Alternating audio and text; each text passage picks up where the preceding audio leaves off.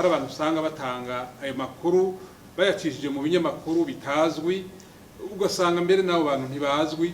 Ico gihe rero cyo duheza tugakora nuko dusaba kwa abantu boreka ivyo bintu, kuko burya amakuru n'ikigwanisho mu bindi gihe akoreshejwe nabi.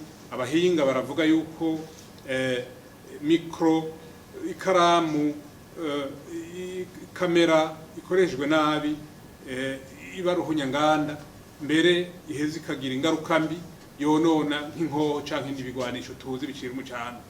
Aha rero turaheza tugasaba abantu ko mu gihe bariko barondera amakuru baciye kuri urwo rubuga bogenda bagavye, ntibafate yuko ayo makuru aca ku rubuga ngurukana bumenyi ategeza kuba ariyo yose, mbere birinde no kuyahanahana bimwe twita partage.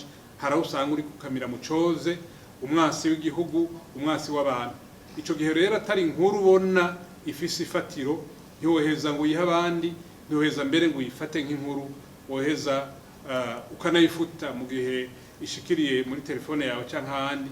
Rero nibyo dusaba abantu basanzwe bakoresha ubwo rubuga kumenyesha amakuru. Abamenyesha amakuru nabo bakiyubara gukoresha amakuru aciye kuri urwo rubuga, nabo igihe baruciyeko bakamenya ko arico kimwe n'amakuru aciye muri za nzira zindi tumenyereye, bagaheza bagataha amakuru yubaka, amakuru asambura bakayareka kubera atabara amakuru.